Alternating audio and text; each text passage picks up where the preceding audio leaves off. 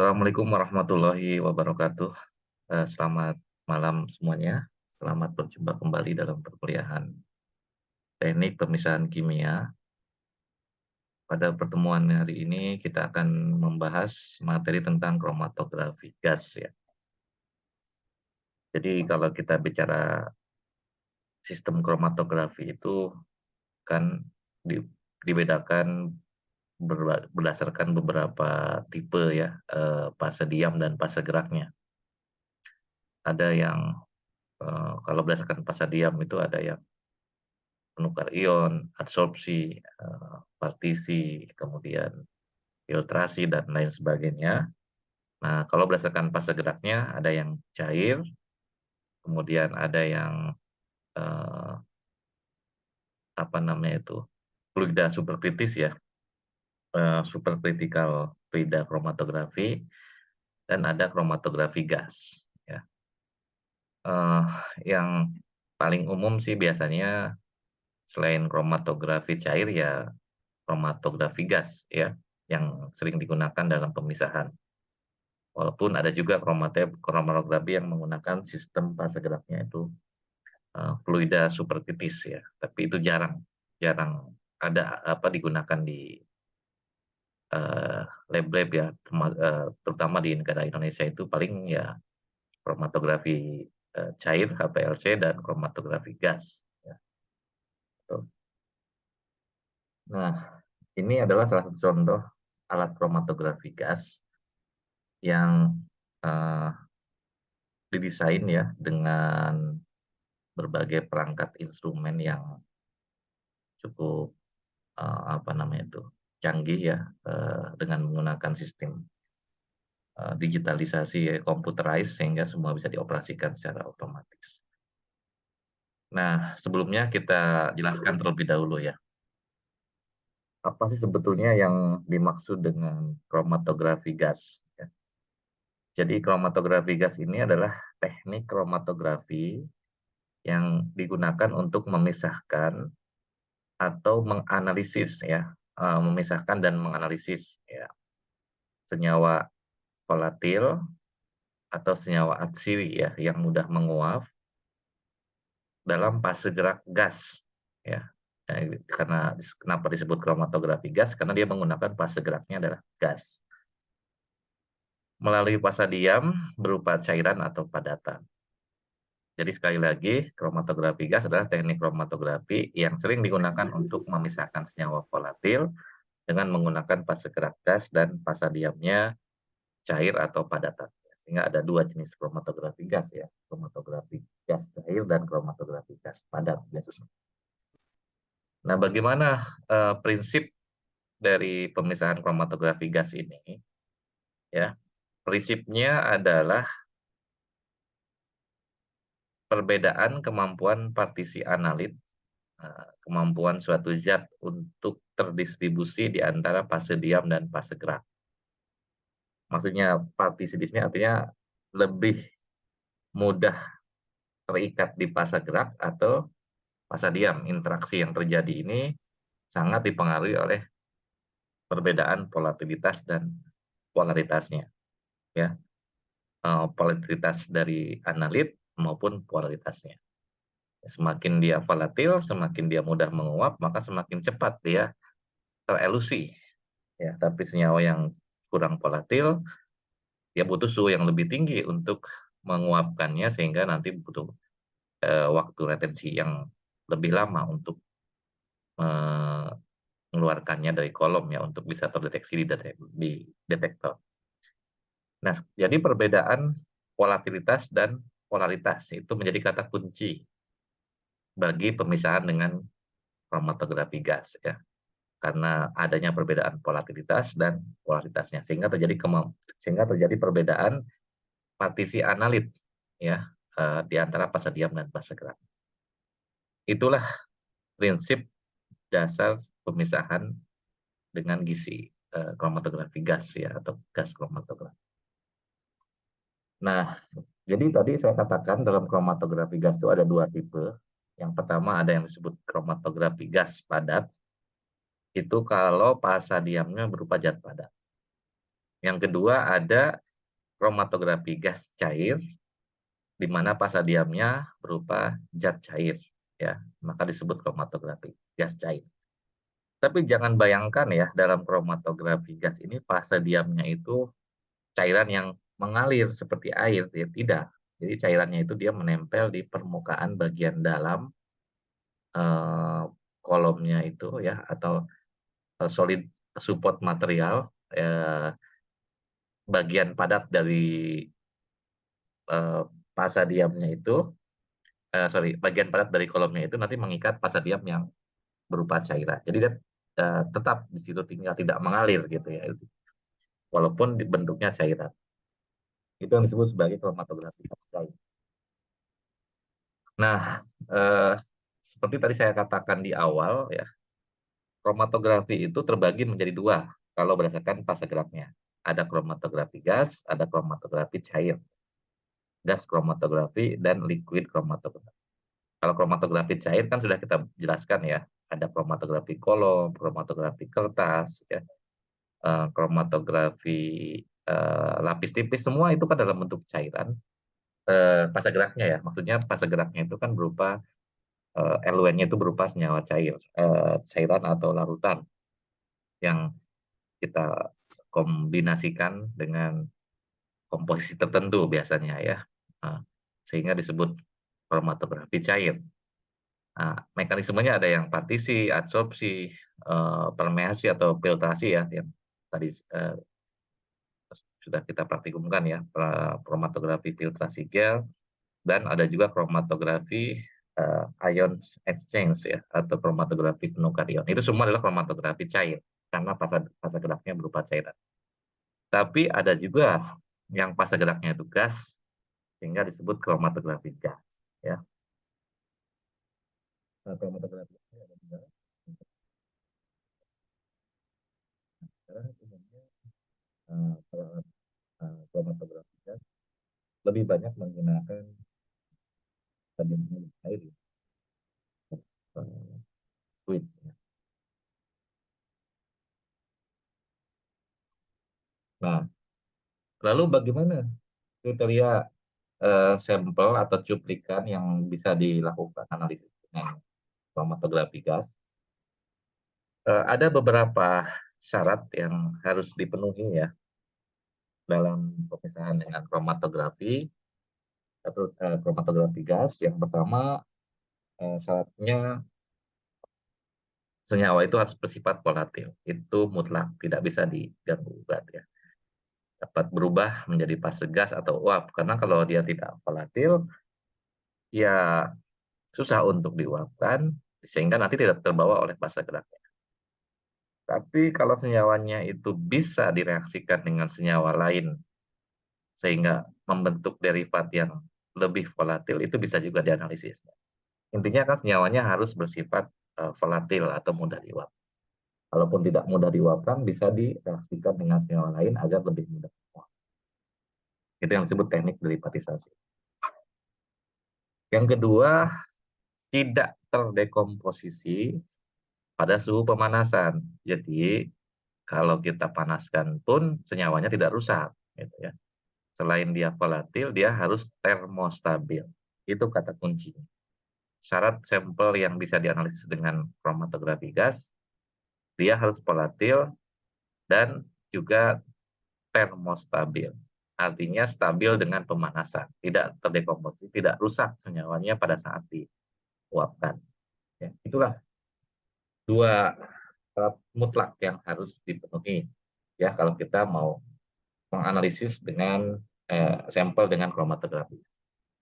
Tapi tadi saya katakan ada molekul yang titik didihnya tinggi, tidak bersifat volatil, tapi ketika direaksikan atau bisa direaksikan dengan senyawa lain, itu bisa berubah menjadi senyawa yang lebih volatil, maka bisa dianalisis. Walaupun dia tidak volatil, kalau bisa derivatisasi, maka untuk menurunkan titik didihnya ya, derivatisasi tadi untuk menurunkan titik didihnya, maka dia bisa dianalisis. Contohnya apa? Asam lemak misalnya kan titik didihnya tinggi. Nah, ketika dia direaksikan dengan senyawa metanol sehingga menghasilkan senyawa metil ester, asam lemak, maka dia bisa analisis dengan kromatografi gas, karena titik didihnya lebih jadi turun kalau dalam bentuk ester asam lemak gitu ya. Itu contoh reaksi derivatisasi ya. Ada beberapa senyawa yang bisa diderivatisasi sehingga bisa dianalisis dengan gizi.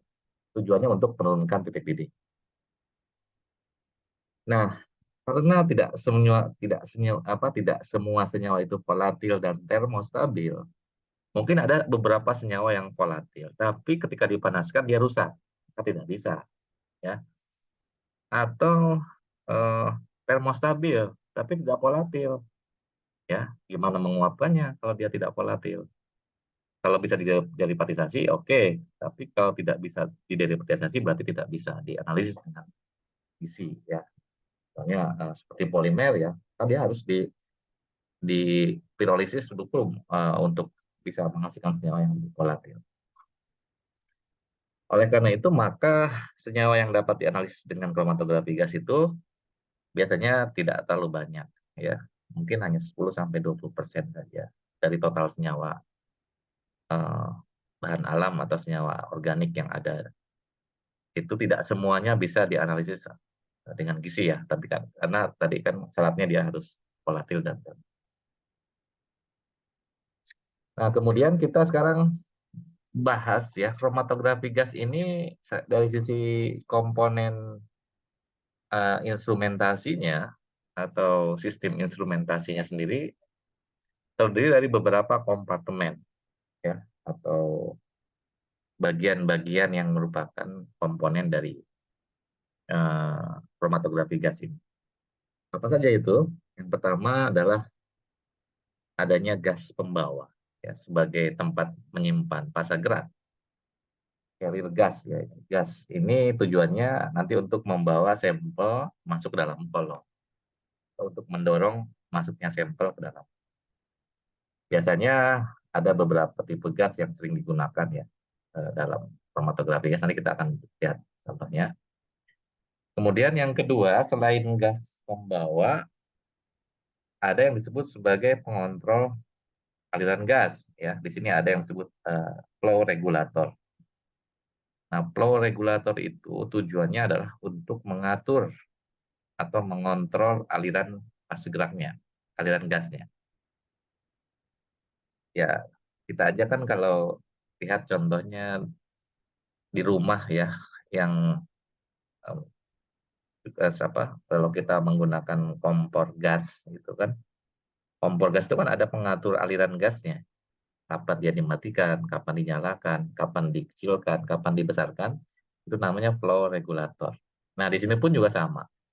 Jadi aliran gasnya itu bisa dipercepat, bisa diperlambat, bisa diturunkan lajunya, bisa dinaikkan, dan bisa dikondisikan lah intinya, ya. Aliran gasnya itu bisa dikondisikan sesuai dengan keinginan. Nah, bagaimana supaya bisa dikondisikan? Maka perlu adanya tekanan regulator juga. Jadi ada pengatur tekanan. Karena gas itu kan berkaitan dengan tekanan, ya. Makanya dia harus instalasinya itu benar-benar tidak boleh ada kebocoran, ya, kalau kromatografi gas, karena nanti bisa berbahaya nih tekanannya yang besar. Nanti di sini ada alat pengontrol tekanannya biasanya, ya.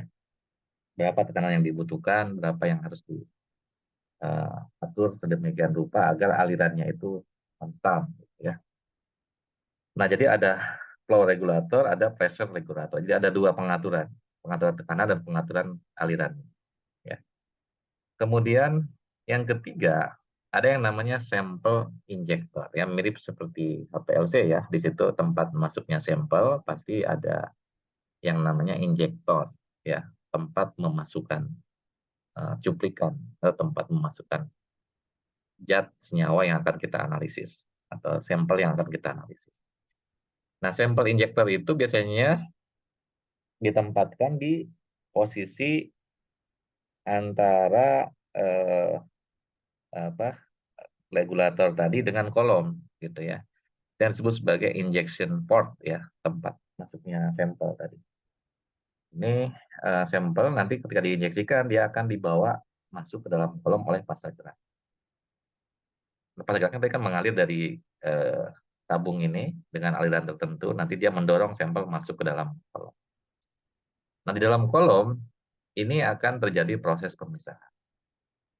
Tapi di dalam kromatografi gas ini biasanya kolom itu dilengkapi dengan sistem pemanasan atau yang disebut sebagai temperatur controller, ya, pengatur suhu yang disebut biasanya pakai oven, ya. Oven itu untuk memanaskan, untuk menentukan suhunya. Itu menggunakan biasanya menggunakan oven, jadi kolom oven temperatur, ya.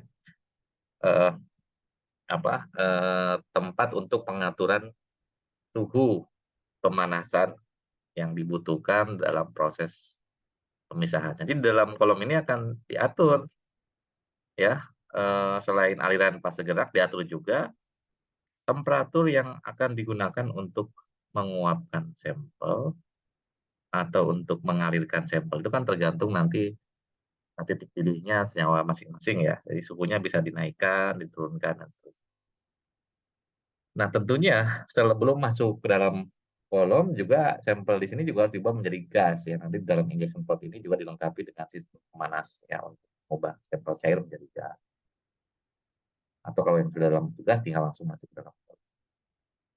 Lalu setelah masuk ke kolom terjadi proses pemisahan di dalam kolom karena perbedaan suhu tadi, barulah nanti sampel itu masuk ke dalam detektor. Nah, detektor ini adalah tempat sampel dideteksi, ya, sampai dia muncul sebagai puncak-puncak kromatogram yang akan terbaca di dalam alat recorder, ya. Recorder di sini ya bisa data prosesor, ya, seperti komputer gitu, ya, atau kalau dulu kan ada strip chart recorder yang akan membaca, ya, puncak-puncak kromatogram yang muncul itu sesuai dengan sinyal yang masuk ke dalam detektor, sehingga disebut sebagai sistem pengolah data, ya, yang kan mengolah data dari misalnya ini dari satu senyawa dia akan menghasilkan sinyal listrik atau sinyalnya nanti tergantung detektornya, ya, nanti akan terkonversi, ya, jumlah senyawa yang masuk ke detektor sebanding dengan puncak-puncak kromatogram yang muncul di dalam layar. Nah, itulah sistem instrumentasi daripada kromatografi gas. Ini contoh alat kromatografi gas yang terbaru, ya, yang menggunakan sistem auto sampler. Dia sudah bisa menginjeksi secara otomatis dan terhubung dengan alat komputer yang bisa membaca puncak-puncak kromatogram dalam waktu yang bersamaan, ya, real time, ya, analisis. Jadi dia bisa dianalisis dalam waktu. Ketika dia sampai ke detektor langsung akan terbaca di dalam alat pengolah data ini. Kemudian di sini ada gas pembawa dan detektor, ya. Nah, dalam kromatografi itu ada beberapa jenis detektor, ya. Ada TCD, singkatan dari thermal conductivity detector. Ini untuk senyawa-senyawa yang punya konduktivitas biasanya, ya, karena dia berdasarkan conductivity prinsip kerjanya. Kemudian ada FID, flame ionization detector. Jadi detektor yang bekerja dengan sistem pembakaran, ya, flame itu pembakaran, sehingga terjadi proses ionisasi, nanti akan terbaca sinyalnya itu sebagai ion-ion molekul. Lalu kemudian ada FTD, ya, apa ini, ya, Fourier transform atau saya lupa singkatannya, ya, flame thermal detector. Ada juga FPD dan electroconductivity detector, ya. Kalau reaksinya redox dia menggunakan ECD, ya, electroconductivity detector. Nah, masing-masing detektor ini punya kekhasan juga, ya. Senyawa-senyawa apa saja yang bisa dianalisis tergantung jenisnya. Tapi kalau nggak TCD ya pakai FID, ya. Nah, di sini gas pembawanya bisa helium, bisa argon, nitrogen atau hidrogen. Tapi yang paling banyak biasanya helium, karena helium itu gasnya yang paling inert ya. Dia kan gas murni, gas mulia yang tidak mudah bereaksi, sehingga sering digunakan di dalam kromatografi gas ya. Jadi helium, helium, helium, banyaknya helium atau nitrogen. Nitrogen juga akan ada yang. Nah, kalau dengan FID, ini udah pakai flame berarti ini ya, flame photoionization detector, flame thermal detector, flame ionization detector itu biasanya menggunakan gas pembakar. Karena kan ini ada proses pembakaran ya, sehingga di sini ada gas pembakar yaitu hidrogen dan udara ya untuk proses pembakaran. Kemudian di sini tipe gas yang digunakan tadi kan ada gas pembawa, ada gas pembakar, ada gas pendukung ya.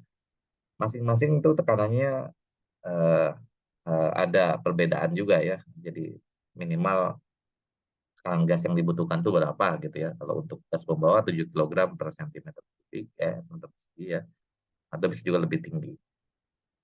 Nah, tekanan-tekanan ini bisa kita atur tadi dari controllernya tadi ya. Kemudian eh,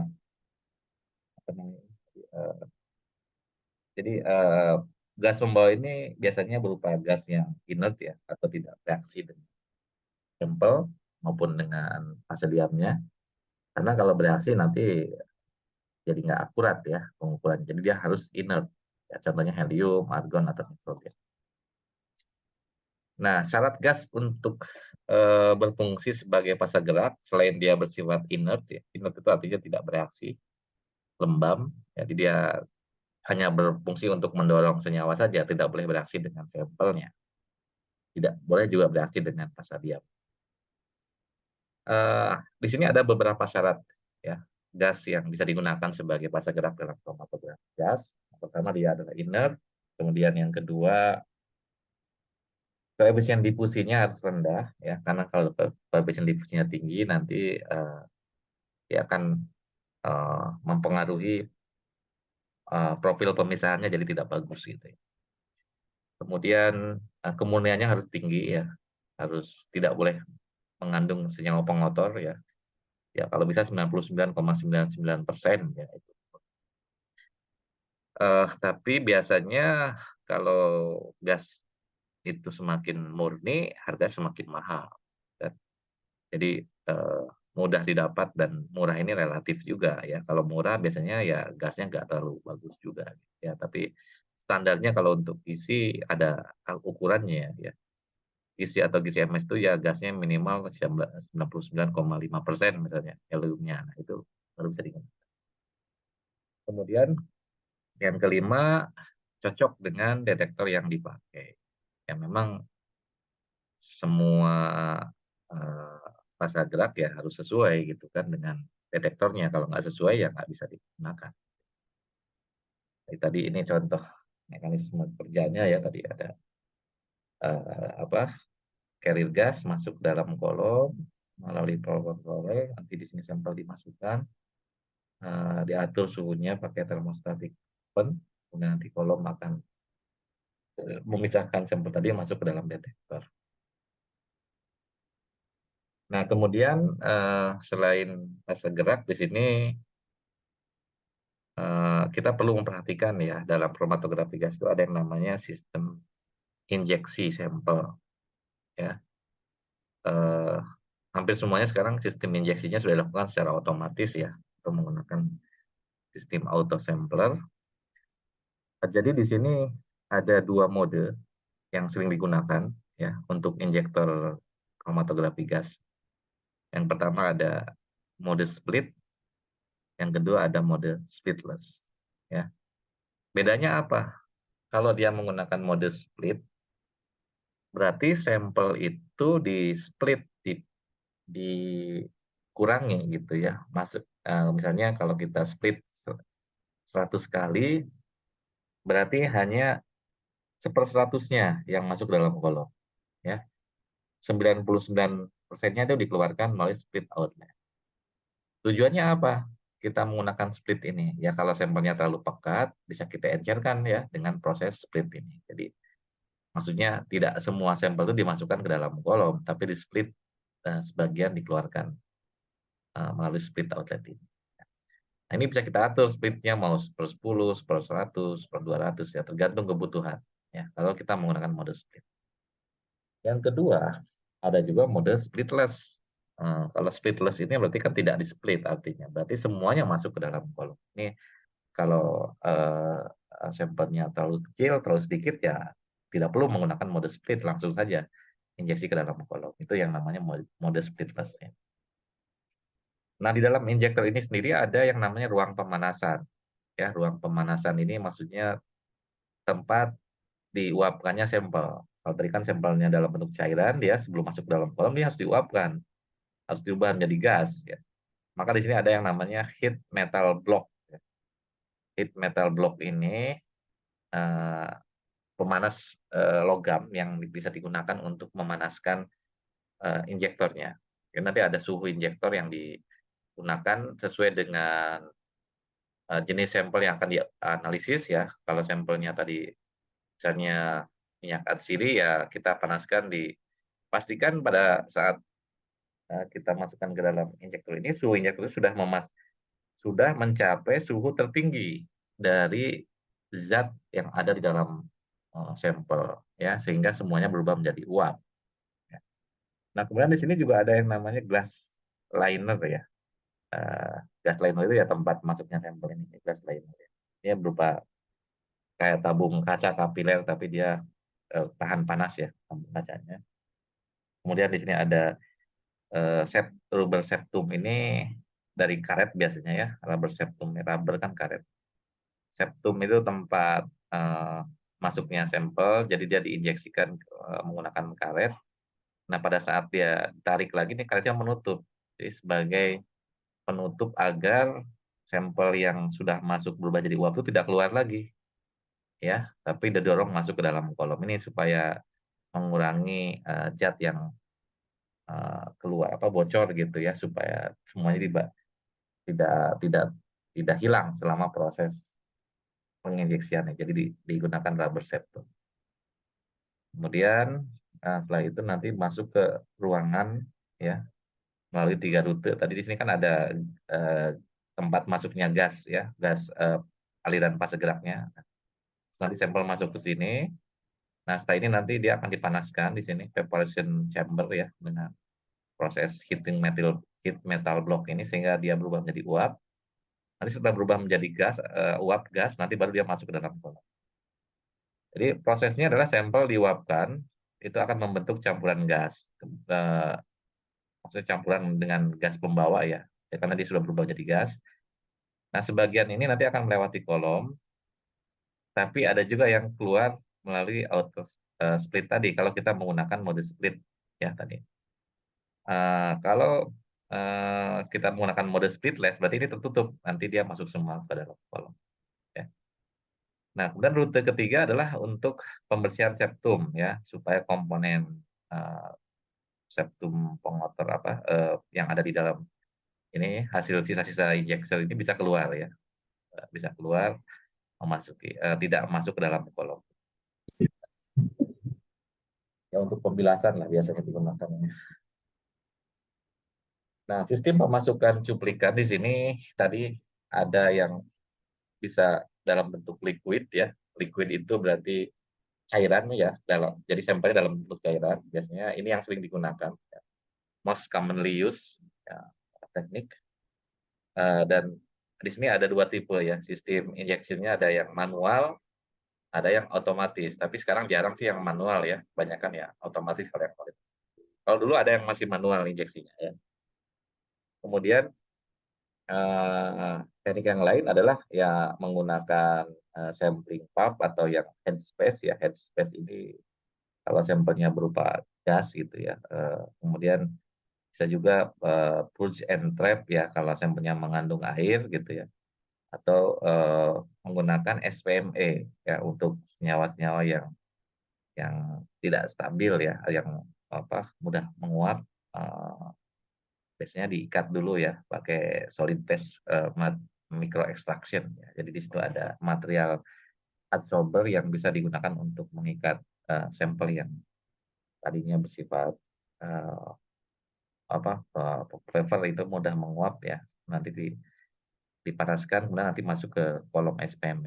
Nah, ini untuk tipe-tipe yang bentuknya gas ya, bisa pakai headspace, thermal desorption ya. Kalau kalau solid ya biasanya seperti apa ya, eh, apa namanya itu, alkohol ya atau senyawa karbon, itu biasanya dia menggunakan thermal desorption. Nah, kemudian ada juga ada yang pyrolyzer. Pyrolyzer ini untuk senyawa-senyawa polimer ya yang sukar menguap, biasanya dia didegradasi dulu. Nah, monomernya ya nanti diprolisis, baru nanti monomernya masuk dalam. Jadi tekniknya ada macam-macam, tapi yang paling banyak sih biasanya dalam bentuk cair ya, paling umum digunakan. Nah, ini contoh siringnya ya, eh, tempat atau untuk menginjeksikan sampel ini pakai microsiring. Kemudian untuk mengontrol volume biasanya pakai adaptor di sini ya. Kemudian jumlah injeksinya ya biasanya paling maksimal itu 10 mikroliter ya, karena ini dalam satuan mikro ya. Ya. Tapi kalau yang otomatis kita tidak perlu menginjek secara manual, dia sudah masuk dalam sistem auto samplernya tadi. Jadi tinggal kita atur saja menggunakan komputer, nanti dia bisa injek secara otomatis. Nah, ini yang disebut auto sampler ya. Auto sampler biasanya kapasitasnya ada sekitar 105 vial ya, yang ada di bulatan di sini nih, tempat menyimpan sampelnya. Di yang melingkar ini, dia taruh di sini, nanti si sampel akan bergerak, si injektornya akan bergerak mengambil masing-masing sampelnya, nanti dia akan ininya nih, sistem robotik penyimpanan sampelnya ini akan bergerak nanti mengikuti apa namanya, perintah yang ada di dalam komputer gitu. Misalnya mana yang akan diinjeksi lebih dulu, yang ketika kita masukkan aja ini nomor vial. Ini ada sampel loading ya, tempat masuknya sampel, kapasitasnya biasanya maksimal 2 mili. Setiap vial itu mengandung ya 0 sampai 99 kali injeksi ya, injeksi per vialnya. Jadi maksimal ya, maksudnya sampai 99 kali injection. Kemudian kalau kita menggunakan standar sampling biasanya 10 mikro, tapi kalau kita mau scanning ya kadang kita pakai yang lebih sedikit tadi.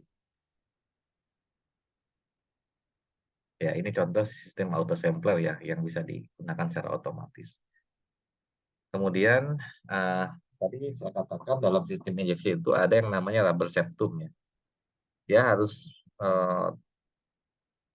memiliki apa namanya itu, kelenturan tertentu ya. Si rubber septum ini memang dia materialnya itu khusus ya kalau untuk ICMS, jadi dia tidak mudah bocor gitu ya. Pada saat diinjeksikan dia akan menahan sampel itu tetap di dalam injektor.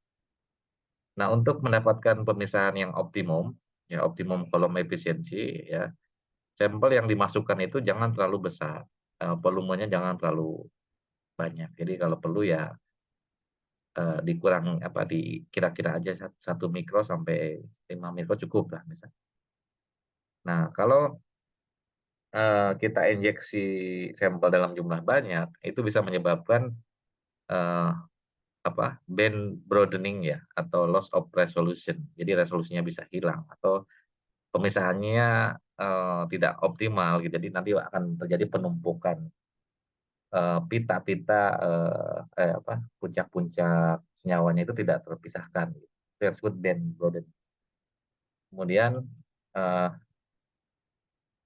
kebanyakan metode injeksi yang sering digunakan tuh menggunakan microsiring ya, yang tadi saya tunjukkan contohnya, melewati rubber septum dan kemudian nanti dia akan diuapkan ya sebelum masuk dalam. Nah, temperatur dari sampel port ini biasanya diatur kurang lebih 50 derajat Celcius lebih tinggi ya dibandingkan dengan titik didih dari senyawa yang paling terakhir, senyawa yang paling tidak volatil di dalam komponen semua. Jadi kita atur sedemikian rupa, ya anggaplah misalnya senyawa yang volatil itu titik didihnya 150 derajat Celcius misalnya. Ya. Maka kita set sampai 200 karena ditambah 50 derajat Celcius. Itu untuk meyakinkan bahwa semua sampel itu sudah berubah menjadi uap. Nah, ini kemudian kolom, ya, ini kompartemen yang kedua selain injektor, tadi ada yang namanya kolom. Kolom ini tempat terjadinya pemisahan. Nah, kolomnya itu sangat kecil sekali, diameternya kurang lebih sekitar 0, berapa ya? Mungkin sekitar 0,1 milimeter atau mungkin ya sekitar itulah kurang lebih ya. Jadi sangat kecil sekali. Bayangannya mungkin kalau kita lihat Anda pernah menggunakan apa ya namanya itu, benang gelasan yang buat eh, main apa layangan ya, benang layangan tapi yang lebih besar gitu ya. Nah itu sekitar kurang lebih sebesar itu. Jadi sangat kecil sekali kolomnya itu.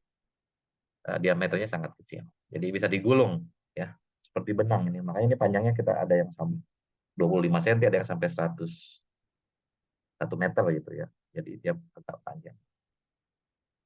Eh, Tergantung ya ininya apa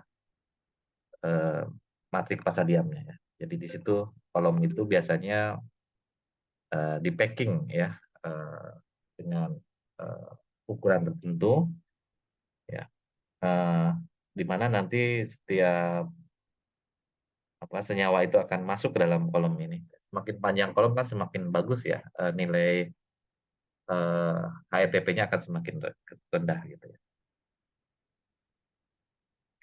Nah, ada dua tipe dalam eh, kolom kromatografi gas ini. Yang pertama ada yang bentuknya eh, tube ya atau apa tabung panjang gitu ya. Itu biasanya yang masa diamnya adalah padatan ya. Seperti ini. Jadi ya mirip seperti kromatografi HPLC ya, dia panjang aja gitu. Tidak digulung. Nah, tapi yang kedua ada yang lebih tipis di mana pasadiam yang eh, di pasadiam yang digunakan tuh ya dia melapisi ini bagian dalam dari kolomnya. Ini yang disebut sebagai thin film. Di tengah-tengahnya ini kosong dia, ya. Jadi sama seperti sedotan lah gitu ya, sama seperti sedotan atau pipa kapiler di dalamnya kosong. Tapi di sini ada lapisan pasadiam, lapisan tipis dari pasadiam yang berupa cairan. Ada yang tipis, ada yang tebal ya tergantung jenisnya. Nah ini yang disebut sebagai WCOT, Walcott Open Tubular Column. Walcott Open WCOT ya, Open Tubular Column. Nah, kalau yang pack kolom biasanya menggunakan stainless steel ya, ininya materialnya. Panjangnya biasanya sekitar 1 sampai apa namanya 5 meter dengan diameternya 5 milimeter. Kemudian diisi dengan pasadium stationary phase-nya itu biasanya di coating dengan apa silika gel atau apa gitu. Nah, kalau untuk kolom kapiler ya ini menggunakan lapisan tipis silika ya, tapi kadang juga dia dimodifikasi ya silikanya tergantung jenis kolomnya tadi. Panjangnya bisa sampai 100 meter kalau. Tadi kan kalau yang pack pendek aja, maksimal 5 meter. Tapi kalau ini sampai 100 meter, makanya dia digulung seperti benang gitu. Ya. Dengan diameter 250 mikrometer. Berarti kan kalau 1 mili itu eh, ukuran 1 mikro sama dengan 1000 mikro ya. Nah, berarti 250 itu 0,25 milimeter ya. 0,25 milimeter sangat kecil ya. Ya, makanya tadi seperti saya bilang seperti benang gitu ya. Nah, dia di coat di bagian dalam. Nah, ini mendapat apa kolom yang kapiler ini biasanya menghasilkan pemisahan yang jauh lebih baik ya. Provide much higher separation effectivity. Jadi uh, karena panjang kolomnya lebih panjang, terus lebih kecil ukurannya, jadi dia lebih lebih apa namanya itu lebih efektif dalam proses pemisahan. Ya, tapi tidak bisa dipakai untuk jumlah sampel yang banyak. But more easily overload by too much sampel. Nah, karakteristik kolom di sini kan tadi sangat dipengaruhi oleh jenis pasadiamnya ya. Sehingga di situ ada polar, ada yang non polar ya, tergantung jenis pasadiam. Kemudian yang kedua, dia harus punya kestabilan termal. Artinya apa kestabilan termal di sini? Dia harus, tahan terhadap pemanasan ya, kolomnya tidak boleh bleeding atau rusak selama proses pemanasan. Kemudian ketebalan dari lapisan pasta diamnya itu juga berbeda-beda, panjangnya juga sama, panjang kolomnya itu, eee, berbeda-beda. Jadi semakin panjang semakin baik biasanya. Nah, pemilihan zat padat pendukung atau matriks support, solid support material ini, dia, ada beberapa kriteria ya, dalam pemilihan matriks pasta diam ini. Pertama, dia harus bulat, eee, rata dan kecil ya ukurannya, eee, dengan kekuatan mekanis yang baik. Artinya di sini pada saat dielusi dia tidak tidak terjadi, eee, kerusakan ya di dalam pasta diam. Kemudian yang kedua, mmm, inert pada suhu tinggi ya, zat padat pendukungnya ini dia selain memiliki kekuatan mekanik, tidak mudah lepas, ya dia juga harus inert ya, tidak boleh beraksi dengan sampelnya, kemudian mudah dibasahi oleh pasta diam cair tadi ya, tidak mudah menguap, jadi lebih dari 200 derajat Celcius atau lebih tinggi dari suhu kolom. Dan yang terakhir, dia memiliki, stabilitas termal yang tinggi. Artinya, kalau si kolom itu dipanaskan, dia tidak rusak kolomnya. Makanya disebut, termostabil ya, memiliki stabilitas termal yang tinggi. Nah, ini contoh beberapa jenis pasta diam yang sering digunakan. Ada RTX-1 MS, biasanya RTX-1 ini, 100% dimetil polisiloksan. Jadi strukturnya seperti ini, ada 2 gugus metil, ada Si, ada O. Jadi gugus metilnya ini yang menyebabkan dia bersifat nonpolar. Tapi ada juga yang diganti dengan gugus fenol ya, sini, sebanyak 35%, dan 65-nya tetap dimetil. Jadi disebut, RTX-35, berisi 35% difenil dan 65% dimetil polisiloksan. Ini suhunya bisa sampai 300 derajat Celcius ya, stabilitas termalnya. Jadi bisa memisahkan senyawa di bawah nilai ini. Kalau di atas ini mungkin dia bisa mengalami kerusakan ya. Kalau yang RTX-1 sampai 360 ini lebih tahan lagi terhadap ini, kepalanya dia lebih nonpolar dibandingkan ini, karena dia mengandung gugus penil ya, maka dia sedikit bersifat polar. Ya, biasanya digunakan untuk pestisida ya, yang mengandung, senyawa-senyawa polar ya. Pestisida kan larut dalam air ya, tapi kalau yang larut dalam bahan organik ya, seperti petroleum product, pharmaceutical sample, wax, ini lebih bagus, lemak ya, lebih bagus menggunakan RTX-1 ini. Kemudian ada lagi RTX-17, jadi di sini ada 14 cyanopropylphenyl, 86% dimethylpolisosan ya. Jadi ada gugus cyanonya, itu lebih polar lagi di sini ya. Jadi, Pasadium ini tergantung polimer yang ada di dalamnya ini dia mengandung gugus apa gitu. Semakin banyak gugus fenolnya atau semakin sedikit, maka dia polaritasnya akan berbeda-beda. Jadi ini kalau Anda mau beli kolom ya dicek dulu tipe kolomnya, termasuk yang non-polar, semi-polar, atau yang polar. Nah, ini contoh, eee, beberapa jenis pasta diam yang digunakan untuk kromatografi gas ya. Ada yang pakai squalene ya, ada yang pakai aperion, polimetilsiloksan, yang, metil penil polisiloksan dan seterusnya ya, beda-beda ini tergantung, polimernya tadi, ada yang polar, non polar, ada yang semi polar. Nah, aplikasinya juga bisa macam-macam, kalau yang non polar mungkin untuk alifatik hidrokarbon ya, senyawa-senyawa alifatik yang non polar. Kemudian kalau yang sedikit, ini juga bisa pakai asam lemak, metil ester ya, terpenoid, alkaloid. Nah, untuk pestisida dia harus agak sedikit polar ya. Kemudian senyawa ester, aldehid, fenol ya. Mungkin lebih cocok pakai senyawa, pasadium yang lebih polar lagi. Jadi masing-masing, pasadium ini berbeda polaritas.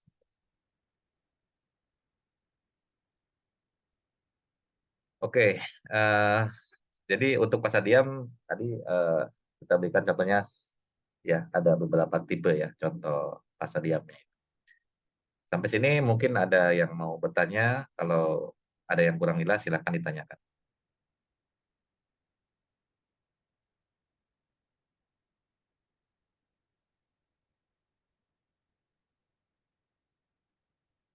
Baik, kita lanjutkan ya kalau begitu selanjutnya.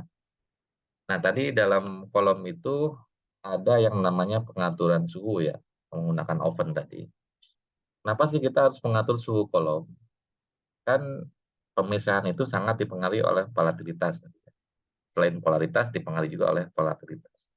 Nah, senyawa itu kan tidak semuanya volatil. Ada yang sangat volatil, ada yang uh, sedikit volatil, ada yang kurang volatil. Jadi semakin tinggi suhu, semakin senyawa itu tidak volatil, maka dibutuhkan suhu yang lebih tinggi untuk menguapkannya, ya kan? Nah, makanya di sini perlu adanya pengaturan suhu kolom, ya, untuk meningkatkan resolusi pemisahan agar matriks sampel yang terdiri dari banyak zat atau molekul yang bervariasi titiknya itu bisa dipisahkan dengan baik. Ya, makanya kita atur suhunya. Tidak stagnan, tidak konstan. Kalau dalam kromatografi gas, suhunya bisa diubah-ubah. Ya, justru harus diubah. Kalau tidak diubah ya nanti pemisahannya tidak maksimal. Makanya dia dinaikkan suhunya dari suhu yang rendah ke suhu yang rendah. Nah, faktor yang harus diperhatikan dalam pengaturan suhu kolom ini adalah variasi kelarutan dari komponen tadi. Apakah komponen itu semuanya itu punya kelarutannya sama atau beda-beda ya. Kalau kelarutannya beda berarti dia kan polaritasnya juga pasti berbeda. Ya, kemudahan perubahan keboleh penguapan itu artinya tingkat volatilitas ya dari masing-masing komponen kan berbeda. Kemudian kestabilan thermal, perubahan laju alir, dan kestabilan dari fasa diam.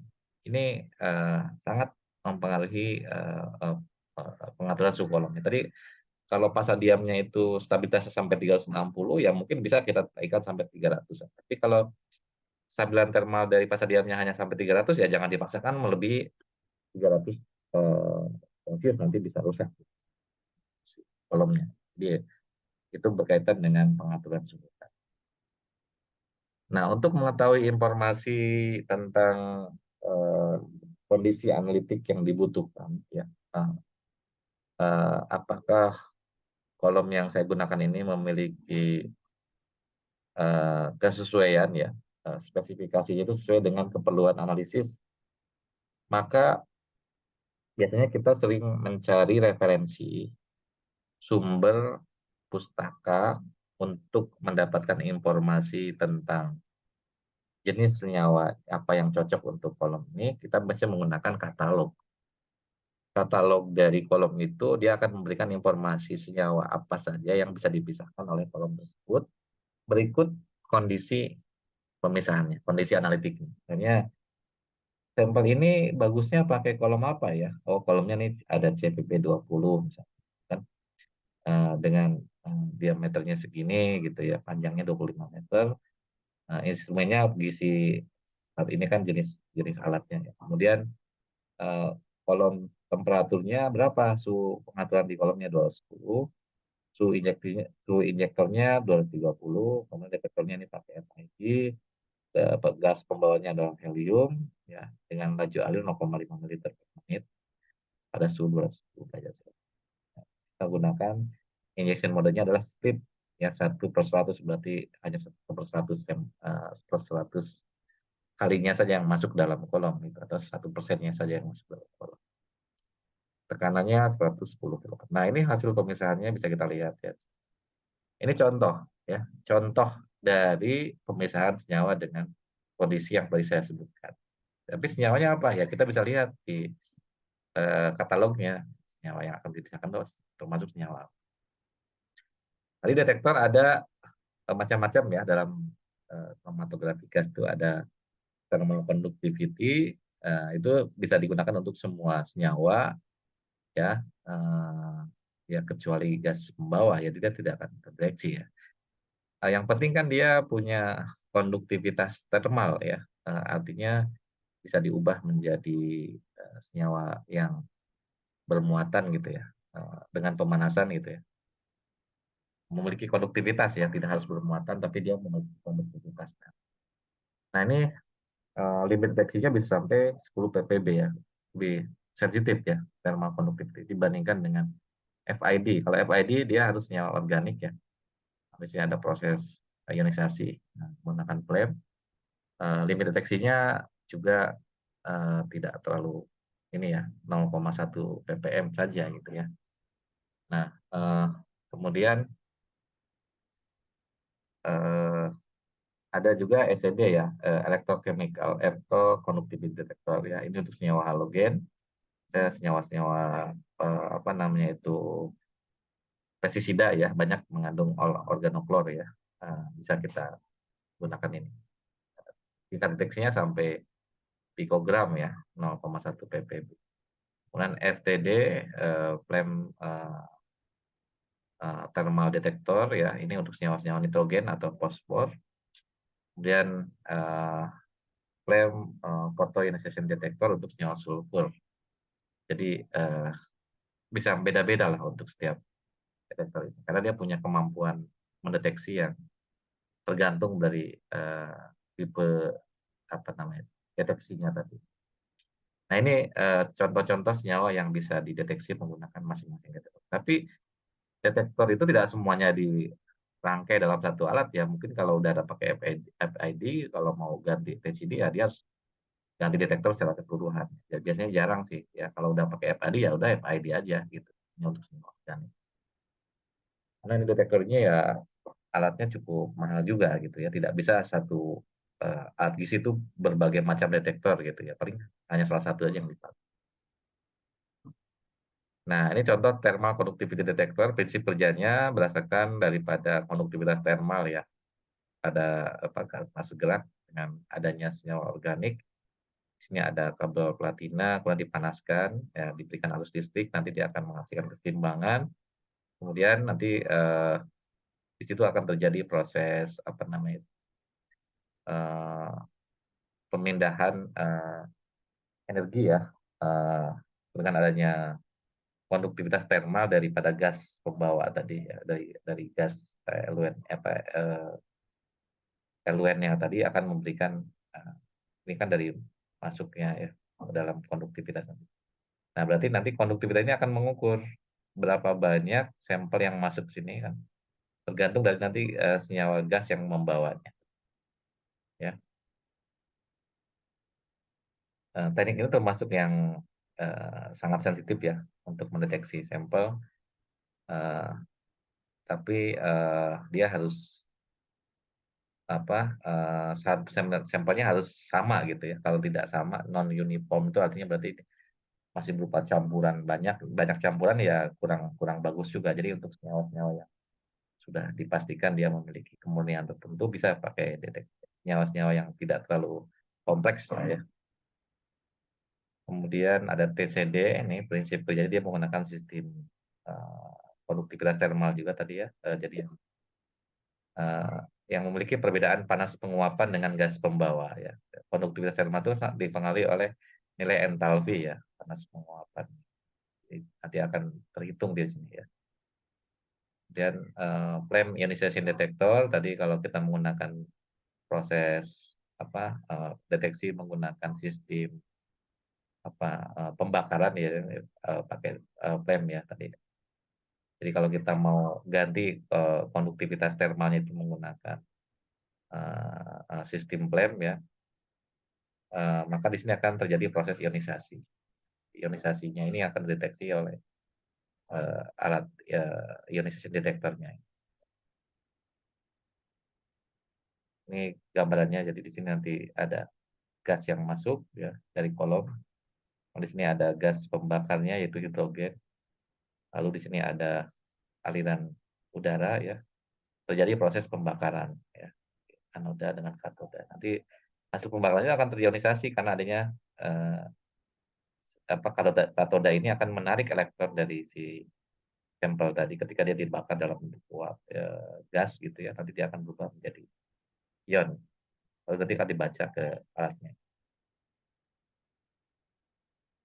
Nah, biasanya sensitif untuk senyawa-senyawa organik ya kalau pakai FID. Kemudian ini electron capture detector berdasarkan, penangkapan elektron ya. Jadi elektron yang terionisasi nanti akan ditangkap, eee, yang dari dibawa masuk oleh gas tadi ya, biasanya ini menggunakan sistem sumber apa, radioaktif ya. beta emission ya, oh ya, pakai senyawa radioaktif yang menghasilkan emisi sinar beta di sini. Jadi maka nanti elektronnya akan berpindah gitu. Elektron dari base source akan dibawa masuk ya, lalu nanti akan ditangkap oleh insulator ini untuk mengecek berapa banyak elektron yang berpindah ya dari si sampel ke radioaktif tadi ya, atau sebaliknya. Ini kan dia radioaktif pemancar sinar beta ya, sehingga dia akan mengionisasi sampel. Nah ini proses kerjanya seperti ini, dia menggunakan nikel 63 ini sumber radioaktifnya. Ya. Biasanya sering digunakan untuk analisis pestisida organoklor ya, electron capture detector. Biasanya senyawanya kan mudah terionisasi. Kemudian flame thermoionic detector atau FTD ya, ini menggunakan transformer untuk mengubah si ini kan dari kolom ya, sampel masuk ke sini nanti dengan voltase tinggi ya, maka dia akan terionisasi dengan bantuan ini garam alkali. Nah, nanti di sini ada insulator dipanaskan di sini ya, sehingga berubah menjadi ion. Ini sensitif untuk senyawa fosfor atau nitrogen ya. Bagus juga untuk senyawa pestisida atau produk-produk kesehatan ya atau medical. Dan yang terakhir flame photometric detector atau FPD ya. Dipakai fotometri berarti pakai cahaya ini. Dia menggunakan photomultiplier ya. Jadi si sampelnya ditembak oleh foton di sini ya, dari cahaya yang diberikan oleh photomultiplier. Di sini dia masih menggunakan gas helium dengan udara. Ini gas yang masuk melalui kolom nanti akan dialirkan ke sini dari bawah ke atas. Mulai sini terjadi proses penembakan sampel ya oleh photomultiplier tadi. Nanti elektronnya akan membaca ya berapa banyak uh, apa uh, sampel yang terionisasi tadi, dibantu dengan pemanasan juga di sini ada flame-nya sehingga berubah menjadi ion. Nanti ionnya ditangkap oleh elektron. Nah, jadi secara umum detektor daripada gizi itu tadi memiliki beberapa tingkat deteksi yang berbeda-beda dan mekanisme kerjanya juga berbeda ya, antara flame ionization, thermal conductivity ya, electron capture, kemudian flame photometric detektor atau yang lainnya, itu semua memiliki perbedaan mekanisme kerja ya, dan tingkat deteksinya juga beragam. Tapi sekali lagi tidak semua alat itu dia memiliki semua detektor, paling ya salah satu saja, tergantung kebutuhan tadi. Apakah kalau sering dipakai untuk analisis misalnya pestisida ya dia lebih banyak pakai ECD, electron capture detector, karena dia lebih mudah untuk organometal ya atau senyawa-senyawa halida ya, dan sebagainya. Jadi jenis detektor itu tergantung dari jenis sampel yang akan dianalisis tergantung dari jenis detektornya. Jadi ada yang kompatibel dengan senyawa tertentu, ada yang berbeda-beda untuk setiap detektor. Ya. Tapi prinsipnya saya bilang untuk masing-masing detektor ini ya tergantung dari jenis sampel yang akan dianalisisnya. Sekali lagi harus diperhatikan di sini. Walaupun ada juga yang memiliki range untuk senyawa-senyawa yang umum gitu ya, senyawa organik misalnya pakai PCD tadi ya. Ini universal itu artinya berarti untuk semua senyawa bisa. Atau flame detector kebanyakan untuk senyawa organik. Nah, untuk sistem pengolah data biasanya direkam dalam bentuk kromatogram ya, dari sinyal yang masuk. Tadi kalau zaman dulu ya masih menggunakan elektrograf, jadi nanti dia akan masuk ke dalam alat ini, nanti dicacah gitu ya berapa jumlah kromatogram, berapa jumlah sampel yang masuk, nanti akan muncul sebagai nilai kromatogram. Ini alat kromatografi gas yang lama itu seperti ini ya, nanti itunya. masih menggunakan sistem komputer yang jadul ya. Tapi kalau sekarang kan udah modern ya. Nah, intinya adalah hasil daripada pembacaan, detektor tadi akan menghasilkan puncak-puncak kromatogram. Puncaknya ada komponen A, komponen B ya. Nah, komponen A ini misalnya kita injeksikan dari 1 mikroliter senyawa yang tidak diketahui, eee, lalu kita bandingkan dengan standar ya, dengan 1 mikroliter juga yang kita injeksi. Kita lihat apakah standar ini muncul pada waktu referensi yang sama. Kalau dia sama, berarti ini sampelnya sama dengan standarnya. Lalu kita bandingkan, peak areanya. Misalnya di sini sampel hanya 70% dari peak area standar, maka konsentrasinya adalah ya 70%-nya dari konsentrasi, standarnya. Itu ya, kalau 100 ppm berarti 70 ppm misalnya. Ini, menggunakan sistem, single standar, quantification. Jadi untuk mengkuantifikasi atau untuk menghitung kadarnya kita bisa bandingkan ya, puncak sampel kita dengan standarnya. Ukuran puncak hasil analisis sangat berkaitan dengan banyaknya senyawa dalam cuplikan. Jadi semakin tinggi puncak kromatogram, artinya semakin besar jumlah sampel, gitu ya. Bila konsentrasi sebuah senyawa bertambah, maka ukuran puncak pun akan semakin membesar, ya. Nah, ini contohnya, sorry, ini Anda sudah tahu ya, bahwa puncak kromatogram itu mengikuti kurva Gaussian ya, atau dia membentuk segitiga, sama sisi atau segitiga sama kaki dengan nilai W itu adalah, lebar segitiganya dan H itu adalah tingginya, gitu. Maka untuk menghitung persen area adalah setengah daripada lebar alas kali tinggi. Itu cara penghitungan luas area, ya, karena dia berbentuk segitiga.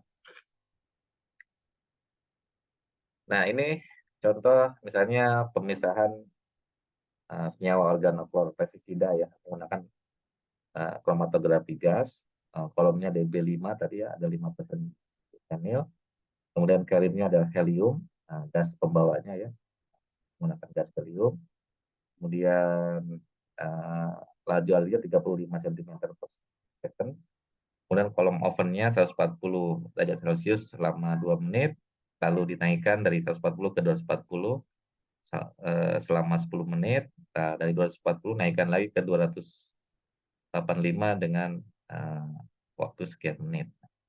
Ini kan yang disebut sebagai pengaturan suhu kolom ya, jadi nanti dia pelan-pelan dinaikkan secara bertahap. Nah, kemudian dia menggunakan injektornya adalah, eee, Megaret Direct, berarti tidak di-split kayaknya ya. Kemudian detektornya adalah SID, gas ininya apa, selain gas pembawa kan tadi ada gas pembakarnya ya, nitrogen ya, nitrogen make-up gas, jadi nitrogen sebagai gas pembakar.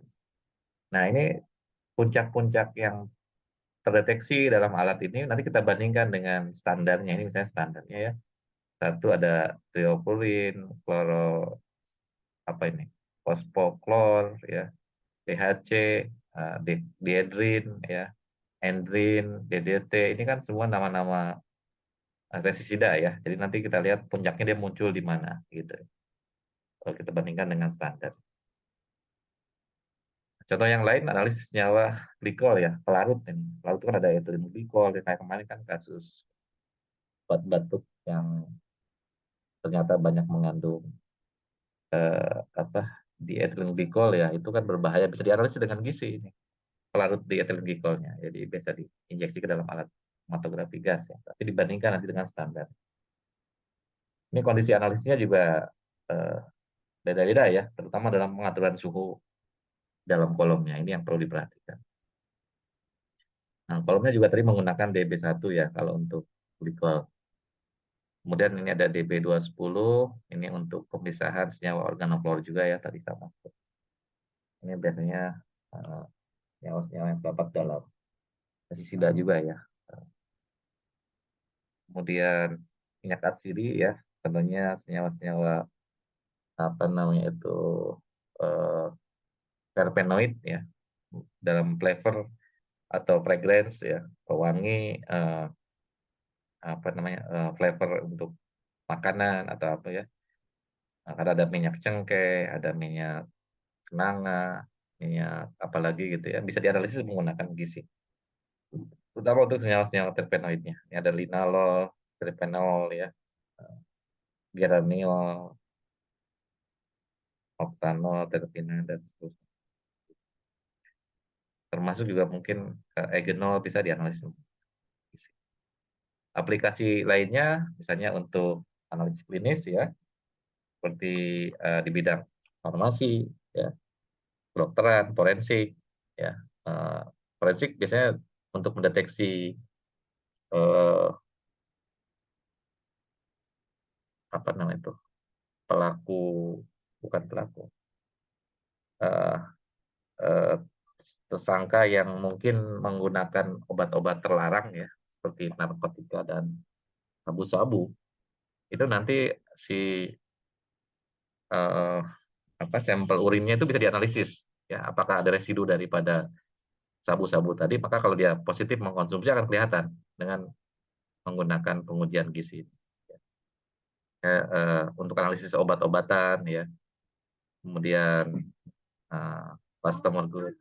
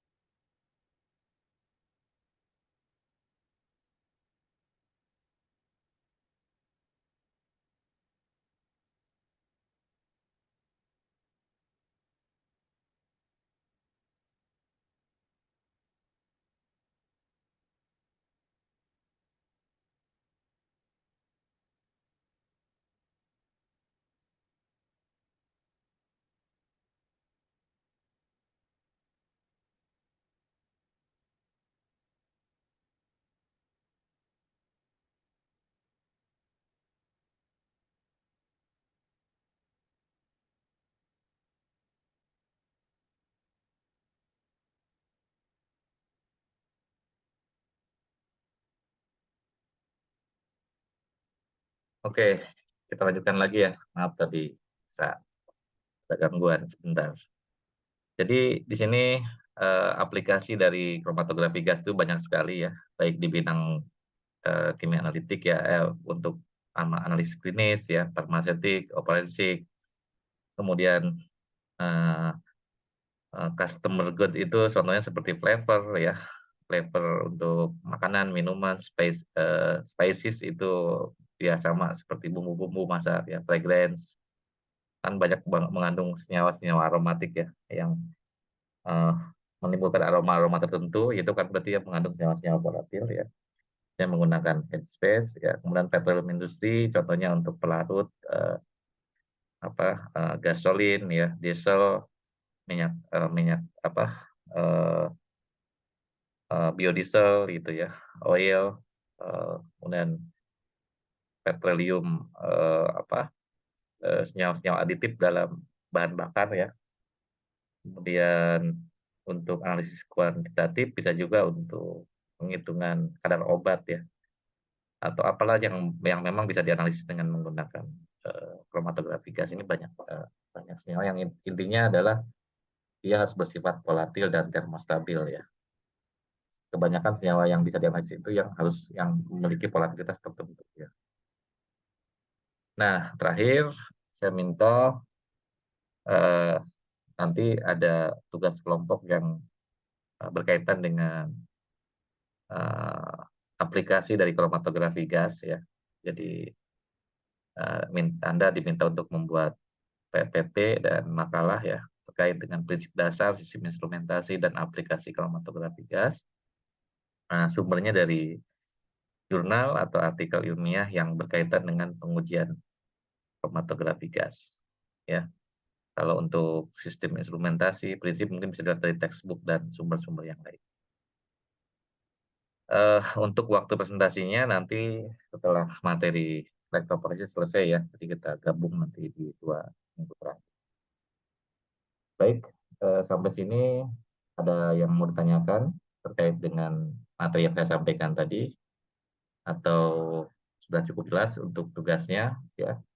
Seperti biasa nanti untuk tugas individunya saya minta Anda juga membuat resume ya, materi yang sudah saya sampaikan tadi terkait dengan kromatografi gas, dari mulai prinsip kerja, ya, sistem instrumentasi sampai ke aplikasinya. Silakan kalau ada yang mau ditanyakan.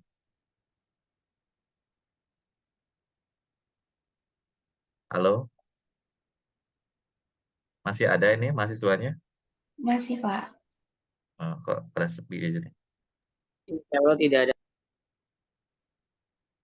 Tidak ada pertanyaan? Oke, saya harap tidak ada pertanyaan ini berarti paham semua ya, bukan berarti tidak ada pertanyaan ini semakin bingung ya, atau tidak paham. Tapi, kalau Anda masih bingung juga saya sudah merekam, pertemuan hari ini, bila mana nanti Anda mau mendengarkan lagi silakan, atau masih cukup dengan apa yang sudah saya sampaikan, nanti saya juga akan share materi, eee, PowerPoint-nya di grup ya. Jangan lupa sekali lagi tolong dibuatkan resume untuk pertemuan hari ini, di-upload di kolom tugas AIS seperti biasa ya, paling lambat 1 minggu atau minggu depan sudah masuk ke dalam AIS. Terima kasih atas perhatiannya, sampai bertemu lagi minggu depan. Assalamualaikum warahmatullahi wabarakatuh. Waalaikumsalam warahmatullahi wabarakatuh. Terima kasih, Pak. Waalaikumsalam warahmatullahi wabarakatuh. Terima kasih, Terima kasih, Bapak. Pak. Ya.